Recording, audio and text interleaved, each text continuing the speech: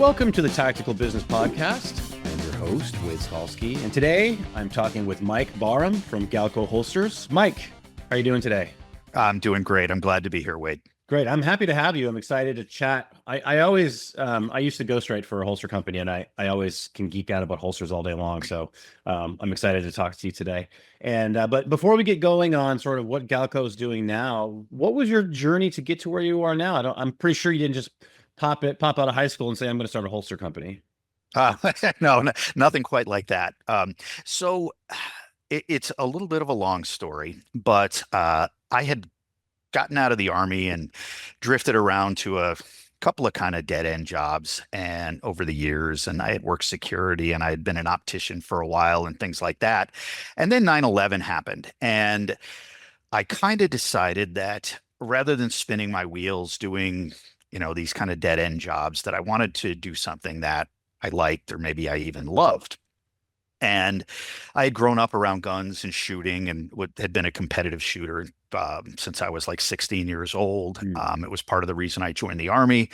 And so after 9/11, I just decided I needed to find something in the gun industry. And a job was available. I was living in Connecticut at the time, and a job was available at a firearms importer, Traditions Performance Firearms. Great little company. They're still in business. And I just kind of knocked on the door, walked in, got hired on as a customer service agent, did that for only about a year. And that was really my first exposure. And I got to go to SHOT Show and things like that. And, it's very, very cool for a fairly young guy, as I was at the time. And in 2003, my wife and I decided to move to Arizona. She had a job lined up, and I didn't really have anything, but got out to Arizona, and I saw that Galco Gunleather was hiring. And this was, of course, back in the day that you physically opened a newspaper and looked at the want ads. And so I went and knocked on the door at Galco, went through 2 or 3 interviews, one of which was probably the hardest interview of my life, before or since, and got hired on again as a customer service agent. This was back in 2003. And since then, I've just kind of steadily worked my way up through the ranks at Galco over the last 21 years. And now I am the media and PR manager, and I am delighted to still be with Galco. It's a great company. What I love about that story is that you made those opportunities yourself, right? You basically just went and knocked on the door and said, hey, what's up? What's going on? And I think that is a lost art, especially in today's society, of physically going somewhere, knocking on the door without an invitation and just saying, hey, what's happening? And I think that's an amazing part of your story. Thank you. Thank you. Yeah. And you're right. That is a bit of a lost art, as things become more atomized and communication becomes more and more electronic and less face to face. I think we'll see probably more of that rather than less. And I think we've kind of lost something in that regard. Yeah, well, and it's definitely an arrow in the quiver that you can use. I mean, interpersonal communication between two people in person, still people are always going to have to do that, but you have to force yourself to get good at it now if you're not already good at it. So, well, amazing. So I'm assuming that Galco has grown from when you arrived 20 years ago or so to now. Has that growth been sort of, like linear? Has there been parts where it is sort of been plateaued and then jumped? Like how would you describe the growth process of the company since you've been there? It's definitely been a series of plateaus, no question about that. When I came on, it was early on in the global war on terror, the George Bush presidency, and things were great then. When the country's under a little bit of stress, as it was, shortly after 9/11 and those years leading up to, the Iraq war and things like that. At that time, growth for us was pretty linear, and it plateaued a little bit. And then the world's greatest gun salesman was elected, Barack Obama. Mm. And that was beyond linear growth for us. That was practically straight up growth for us. And during those years, we actually expanded our manufacturing footprint 3 different times, and we expanded our campus in Phoenix twice as well. And we ended up even building a whole fulfillment center right there on the campus where we have inventory in our shipping department and things like that. So it definitely hasn't been completely linear, as the rest of the industry has experienced. We had Trump slump #1, where Mhm. things definitely leveled off. They didn't really decline for us or anything. They just kind of leveled off from where they were. So things were steady there.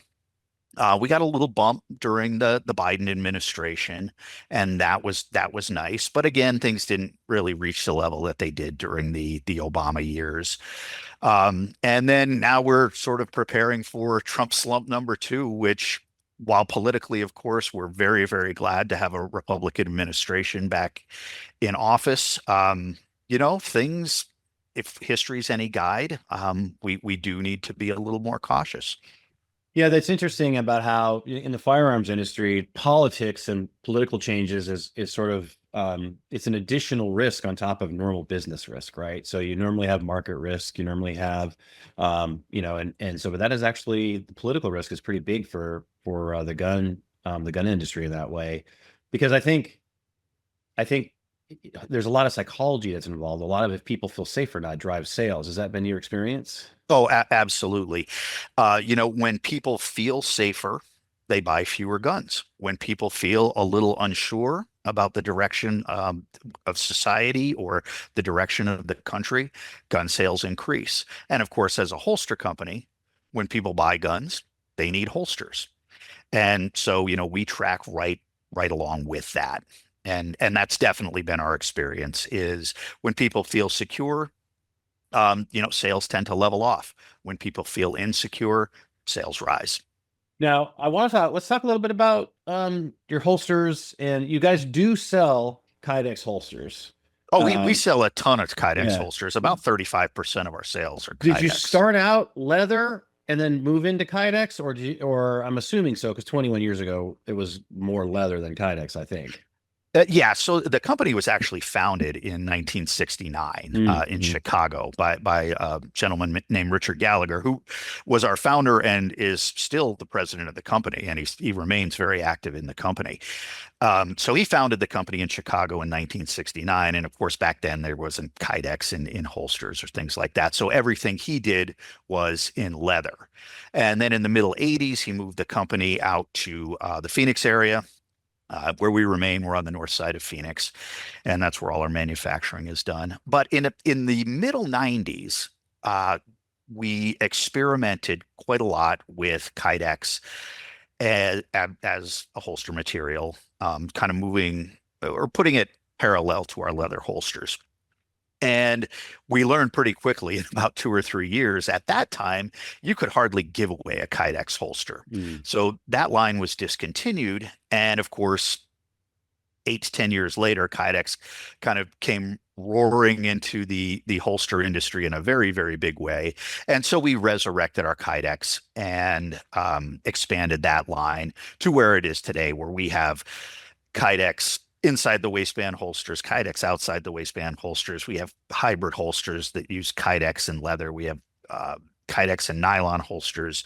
We even have a Kydex shoulder holster, and shoulder holsters have always been sort of our flagship product, but we've even incorporated Kydex there. So, like I said, about 30 to 35% of our current products, our current sales are Kydex holsters, with the balance being leather and a little bit of nylon. So now, and I always find that the holster market is interesting because there's many different ways that you can position yourself in the marketplace for holsters, right? I mean, what would you say? How would you say that you guys try to position yourselves to? Because there are now, especially with, although the tariff situation may impact you guys in a positive way, um, Absolutely. but before, let's say pre-tariff, right? How did you guys position yourselves to sort of stand out in this kind of really flooded marketplace? In 2 ways. We certainly consider ourselves the premier American-made holster manufacturer. Now, we're not a custom shop or anything like that. We do offer some custom services, but primarily we are a large-scale manufacturer of holsters. And being American made is a little bit unique. Most of our competition is either overseas or has moved its production overseas to Mexico, parts of Asia, things like that. So there's that. And we also positioned ourselves as makers mostly of concealed carry holsters with a sort of sideline of outdoor holsters. But our bread and butter, really 90-95% of our sales is in the concealed carry marketplace. We don't do duty gear. We don't really do tactical type gear, anything like that. Our concentration is pretty strictly on concealed carry, again, with a little side of the outdoors. And this has been great for us. When we decided to concentrate on concealed carry, it was really right before the shall issue or constitutional carry dominoes started to fall across the country. So we were really able to capitalize on that, and we were uniquely well positioned to do that with our strong emphasis on concealed carry holsters. Well, and it's interesting because, one thing about concealed carry that's so important is comfort, right? And so, because Absolutely. if it's not, people, they get very excitable about concealed carry until they realize concealed carry every day means EDC means every day, right? And so Yes. if you don't, like, you can spend $1 million on your gun and have the best gun and shoot the best in the world, but if it's at home on your nightstand because you can't, you're just like, I'm not gonna put it in, I'm not gonna take my gun today because it's just not comfortable. It doesn't do you any good. And so, leather, from a comfort perspective, does have some advantages over Kydex. And I mean, is that what you guys find why people will choose leather over Kydex? Is the comfort mainly? It's a combination of things. It is comfort is a lot of it. Certainly having a piece of leather that has conformed to your body over a couple of months, let's say, is often quite a bit more comfortable than having a piece of hard plastic pressed up against your body. And there are ways to get around that with Kydex holsters, but many people do find leather holsters much more comfortable for concealed carry. So that is part of it. Another part of it, though, is the gun community is comprised of a lot of very traditional people. And, we've seen this pretty recently with the resurgence of, say, lever action rifles and what we call the revolver renaissance. So there is a strong market there as well for people who like steel guns and they like to carry them in leather holsters, these very traditional materials. And I think there are a lot more people like that out there than you might be led to believe if your exposure is only to gun culture 2.0 by watching YouTube videos, Rumble videos, things like that. So there is still a very strong market out there for holsters made from traditional materials, primarily leather. Well, and I think too is the one thing about concealed carry versus your more tactical gear is that tactical considerations are like a top-down sort of flow, right? So the military, the special forces community, they have a way that they do it, and then that will trickle down to sort of then the gun influencers, which then will then trickle down to the public, and then that kind of informs their decision. Whereas, everyday carry, just normal human beings, that's more of a bottom up, right? Because that's based on comfort, like we just said. Like, so, like you said, what is their comfort? Where do they come from? This person's not coming from a special forces background, you know. So I think that is exactly right with an everyday carry, is that there's opportunity there for that market, however that you want to position yourself in it. Is that a fair assessment, do you think? Yeah, absolutely, Wade. It certainly is. And you get a lot of that, as you mentioned, that top-down influence. And it definitely creeps into concealed carry, and it's not a bad thing. The been there, done that kind of guys. We should listen to them, but that doesn't mean that you need to carry a full-size, optically sighted 18-shot pistol with a weapon mounted light in an appendix holster with a sidecar every day of your life. That doesn't fit with a lot of people's general lifestyle. And again, it is it is very heavily influenced by very high speed guys, and there's nothing wrong with that. But sometimes a regular person is going to be better off with a Glock 43X or even a small frame revolver or something like that. And so we try to capture all of that market. Do we make Kydex appendix carry holsters for that pistol I just mentioned? Yeah, sure, we do. But do we also make leather holsters for the person who wants to carry a J frame revolver? Absolutely, we do those too, or the guys who want to carry 1911s or anything like that. So we do try to service that wide market, and that helps us with certainly within our dealer network.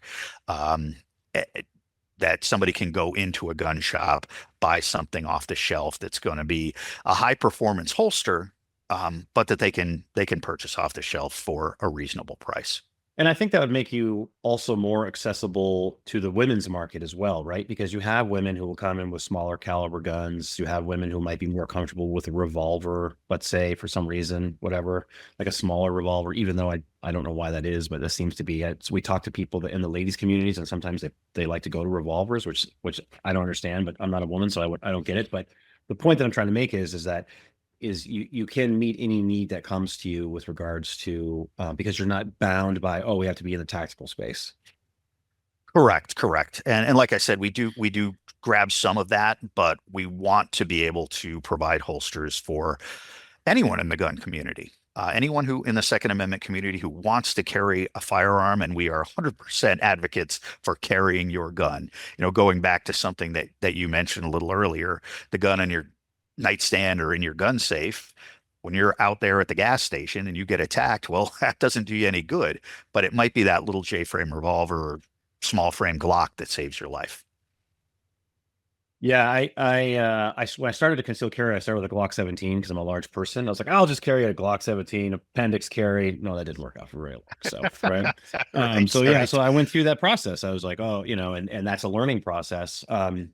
Let's shift gears a little bit now to like on the supply side of things in terms of because leather is a different material than say Kydex. Have you guys experienced any sourcing issues with that, or is that pretty not really a problem on the leather side of things?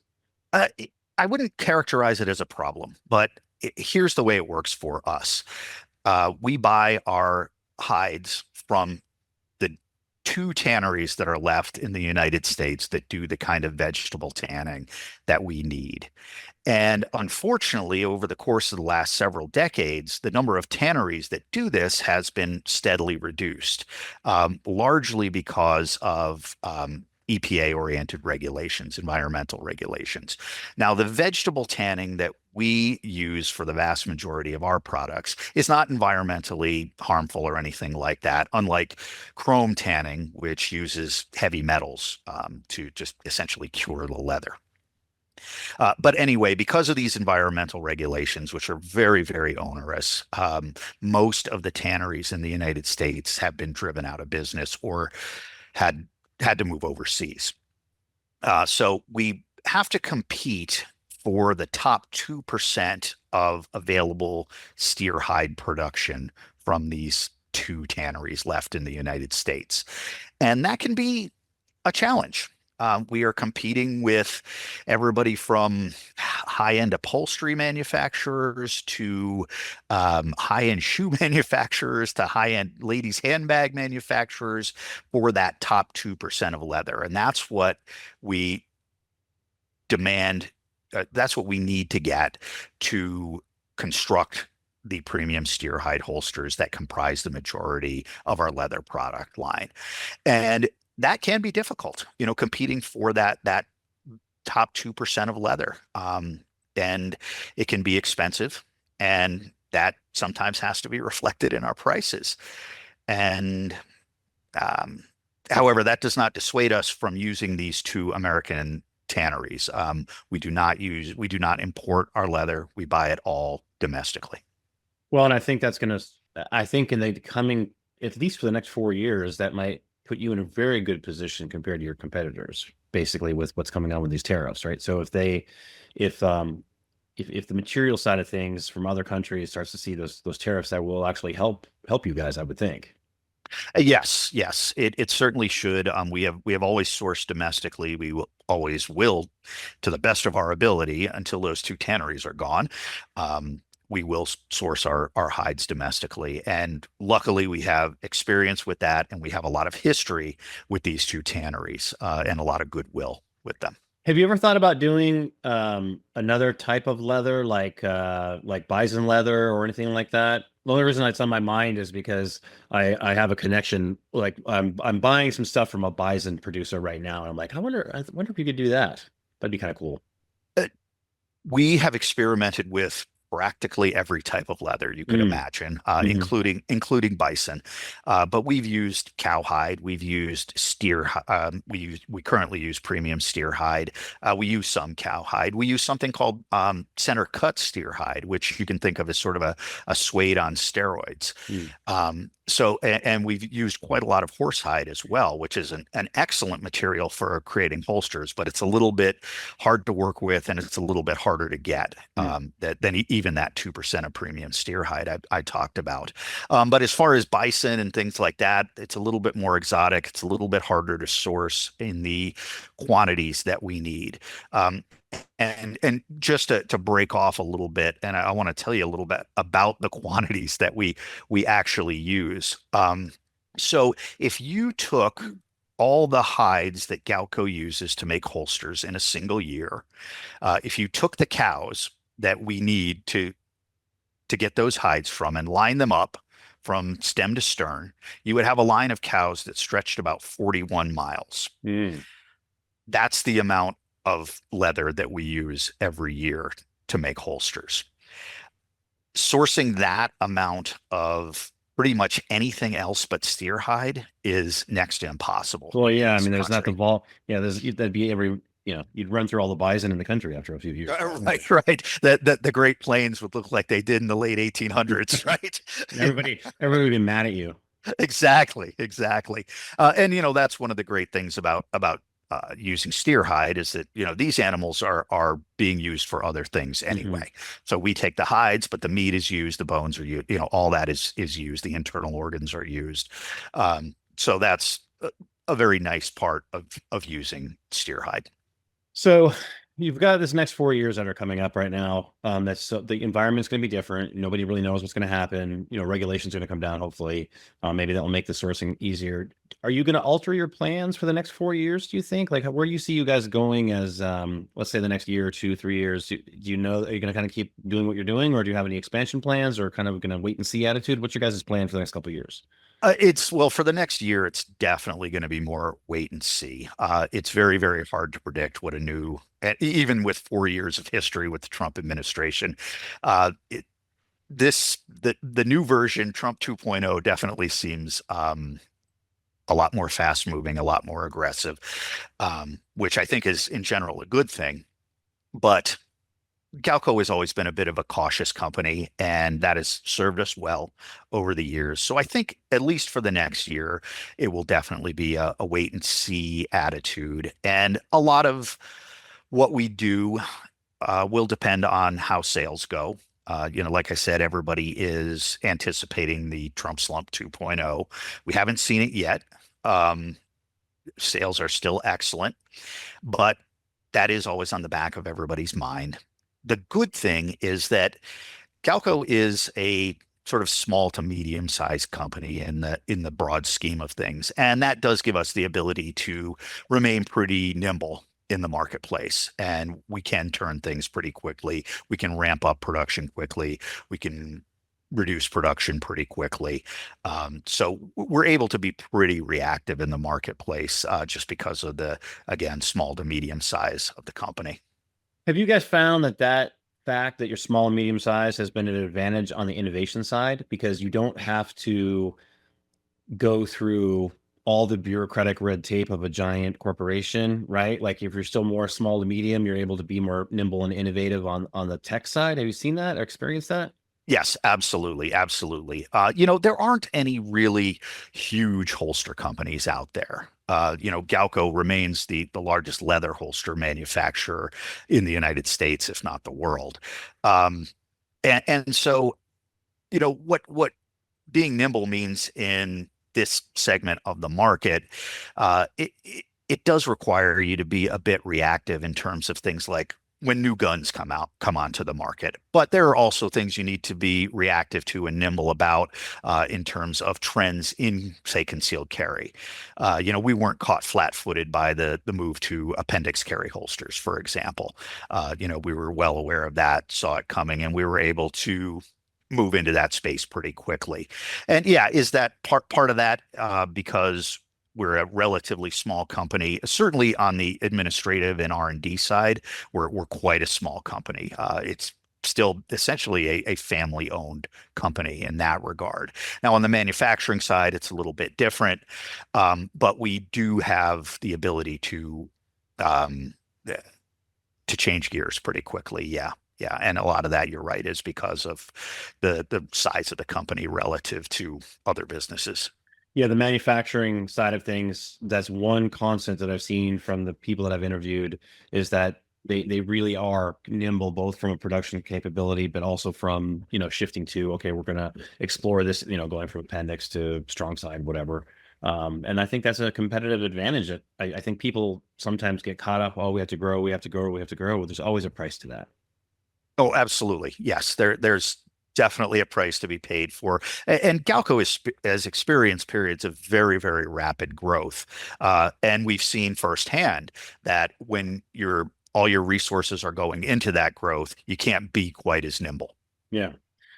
Another sort of constant that I see is that geography plays a role in a business successes for whatever reason. It's a constant theme. Is being in Arizona, has that conferred any advantages to you guys in terms of on the production side or regulation side, or kind of walk me through that a little bit? That's actually a great question, and I'm not sure anybody's ever asked me that before. But the answer is absolutely yes. As I mentioned, the company started in Chicago, and even back then, say into the 70s and early 80s, things were going a certain way in Chicago, and it was pretty easy to predict. More gun regulation, less freedom, things like that. And that was part of the reason that Mr. Gallagher wanted to move the company to Arizona, which to this day remains a much freer place than any part of Illinois. And so the business and gun regulations definitely have helped us in Arizona. But one thing that's overlooked a lot, especially when we're making leather holsters, is that a dry and arid climate enables Mhm. the holsters to literally to dry faster than they would in a humid climate. And because we have this dry climate, we can produce oiled leather holsters considerably faster than somebody can in a humid environment. So literally the physical climate of Arizona helps us in addition to the business and legal climates. The only reason I know to ask that question is I've interviewed so many people, and just organically over time, everyone would always have some element of geographically where they were that helped them, right? That gave them some kind of competitive advantage. Maybe it's, oh, well, we live in this area and we have to sell people this type of guns, and we learned that the hard way or whatever. But that is one big thing for businesses, I think, that people neglect to look at, is just like the geography plays a very important role in the business itself. Now, have you seen from a competitive environment, have you sort of seen, I'm sure you've seen competitors come and go, but what changes have you seen in the marketplace, say in the last 10 or 10, 5, 10 years compared to, when you first got there from a competitive standpoint, market share? I'm going to go back a little bit farther than that, if you don't mind. Sure. But in the 80s, 90s, into the 2000s, they were really what you mostly saw were relatively large holster manufacturers: Safariland, Bianchi, Galco, Mitros, and even to a degree back then. But what you've seen since, certainly in the last 10 years, is a splintering where you have a lot of small companies and many of them producing absolutely excellent holsters. And I don't want to take a lot away from those smaller companies because many of them do produce excellent products. But that was, for example, one of the things that led Galco to move out of the cowboy action shooting arena. Um, 10, 12, maybe 15 years ago, that market became dominated by smaller shops, not necessarily one-man shops, but smaller shops of say 5 to 10 employees. And they were able to produce and stay profitable by making a relatively small, by Galco standards, number of holsters. They were able to stay in business doing that. And I think you're seeing something similar happen certainly in the concealed carry market that Galco emphasizes. There are a tremendous number of smaller shops with relatively small capacity out there vying for market share. And it just hasn't been like that before. And part of that is because Kydex is such an easy material to work with. Pretty much anybody with a relatively small set of equipment can bend Kydex and mold Kydex.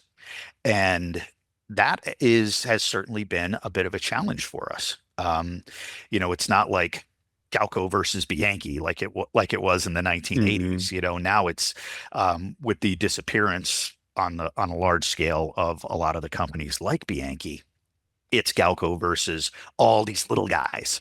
And again, I don't want to take away from a lot of those companies. They do make excellent products, but that has definitely been a challenge for us in terms of sales and marketing. And I wonder though if leather is sort of a competitive edge for you for the production. There's a disincentive to go into leather because of the sourcing issue that you talked about, right? And that's going to affect quality because you have a built-in relationship already, so people aren't going to be able. It's going to be harder for people to get the market share of that good material that you already kind of have. But then also on the production side too, like leather is very difficult to work with. Like anyone that's ever gone to summer camp and tried to make a belt, like they know like it's tough. It's not that easy. Yeah, yeah. So, one of my jobs actually or one of the hats I wear at Galco is I coordinate things like writer tours, journalist tours of our facility for outdoor writers, bloggers, people like that, videographers. And every single time I walk somebody through our factory, they are astounded at the number of steps we take to produce a leather holster. It could be anywhere from 35 to 80 different steps to produce a premium leather holster. And just watching people's eyes kind of go wide when they see the factory floor and they see here we have in our raw material storage a hide. And here all the steps it has to go through to come out at quality assurance and have a single premium leather holster, and all the many, many steps and the many, many hands that that holster passes through before it gets packaged. So yeah, there is a lot that goes into making a leather holster. And you're right, that may dissuade a lot of people versus the relatively simple task of bending a piece of Kydex around a gun. Well, and I think from a production side of things, it's much easier to systematize on the Kydex side than it is on the holster side for quality control, right? So because there's just more of a human element, I would think, on the leather side of things than there is on the Kydex side of things. We have pretty standardized procedures, but leather being a natural material, there are always going to be variations. There are variations in color. There are variations in thickness. There are variations in porosity. So all these things have to be accounted for during that manufacturing process. And while I'm not on the production side, I would venture to say that probably more leather holsters as a percentage fail quality inspection versus Kydex holsters, which are pretty cut and dried. Yeah, well, no, but that's my point is that what you take for granted for quality control and systemization for the leather side of things, getting that process to that point, I think would be much more difficult than it would be for Kydex because, like you said, there's so many more factors. And when you start to go volume, like if you're a small shop and they're going to make everything by hand, and you're doing that, then okay, great. But if you're going to go volume, people don't understand the challenges in manufacturing of what that means to have every holster come out the same or within within acceptable variance. And I think that's another advantage you guys have is that you've done the work to establish that for your leather holsters at volume. So I think that's a great advantage you have. Agreed. And I'll point out we've been in business for 55 years, right? And we are still refining and perfecting that process. It's an ongoing lifetime thing. Has there ever, and this is like a real geeky question that no one else but me is going to care about, but has there been a change in the leather itself? So, like the steer leather that you get now, is it the same as the steer leather you got 20 years ago, or as far as ranching changed in some way that you get a different, not necessarily quality, but it's just different somehow? Like, does the leather change from over every 5 years, or the process pretty much the same? Because we purchase only the top 2% of available steer hide in the country, I would Hmm. say it's been very, very consistent over the last several decades. Again, I'm not on the production side, but I am aware of what goes on in our raw materials storage facility, and I personally can't say that we've seen a certainly not a dip in quality from the tanneries we purchase from. But again, and I know I'm kind of harping on this, but we do compete for the very top of the pyramid in terms of leather. No, the only reason I ask is because farming and ranching has changed so much, whereas like the wheat you get today is not the same wheat you got 20 years ago, you know? So Absolutely I true. didn't know if that was the same thing for ranching or not, but that stuff like that interests me. It may interest no one else that's listening, but for me, because that creates a certain set of challenges when you're depending upon a raw material for production. And so so that's great that you have that consistency of material, you know, and that is also an advantage as well. It is, it is, and we're very grateful, obviously, to have the good relationships that we do with those tanneries. Well, I've really enjoyed talking with you. I guess my a question I would ask is that if someone was listening right now and they wanted to get into, let's say, manufacturing of something, not necessarily holsters, but anything manufacturing in the firearms industry, is there something that comes to mind of one or two sort of things that you can tell them that might help compress some time frames for them? Because it is kind of a complicated vertical. Yes, do your research, especially in the legal realm, before you start spending money. Um, it is sort of shocking how much effort and money we have to put toward regulations and legal things.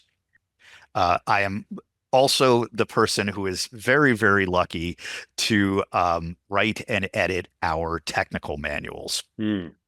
And there is so much that goes into writing a technical manual for a holster um, that isn't technical. It is safety. It is liability. It's legality. All those things have to go into what should be a very simple document, but it's not. It's made very complex by all these outside sources and influences that we have to take into account. And so I'd say for somebody getting started, especially in the firearms space, do that research before you commit, before you start spending money. I think that's really good advice. I mean, I write for the firearms industry and I'm an attorney. And so that's sort of an edge that I have because people don't understand. They don't understand how easy it is to trip across liability in anything you put out there as a firearms company. And even if you're like firearms adjacent, like a holster company, right? Like you still have these challenges that you have to be very aware of. So I think that's great advice. But well, I've loved having you on the show today. How do people find you? Obviously, give me the website, give me the socials. If people have questions, how do they reach you guys? Yeah, it's pretty much Galco Holsters all across social media, and our website is also galcoholsters.com. So we try to keep it simple for everybody. That's and I'm assuming there's a like a contact you form on the website somewhere if people want to get a hold of you. Yes, absolutely. They can contact us through the website, or if you want to give our customer service guys a shout, they're awesome guys. They're all shooters. They're all gun carriers, and they can be reached at customer service at again galcoholsters.com. Amazing, amazing. Well, look, I'd love to have you on the show again in 6 months to a year, and then maybe we can talk about, you know, after that wait and see period has happened, what's happening with the Trump 2.0, because I think they're going to have a totally different experience with Trump. I think he's on a mission now, and he's mad he's not, and he should be like 2 weeks into his retirement right now. Yeah, exactly, exactly. So yeah, I think things are going to shake out differently than probably anybody is even predicting right now. So yeah, I'd love to come back in 6 or so months. That would be outstanding. Well, let's do it for sure. So, but until then, Mike, so thankful to have you on the show today. Thank you. Thank you for having me, Wade. I appreciate it.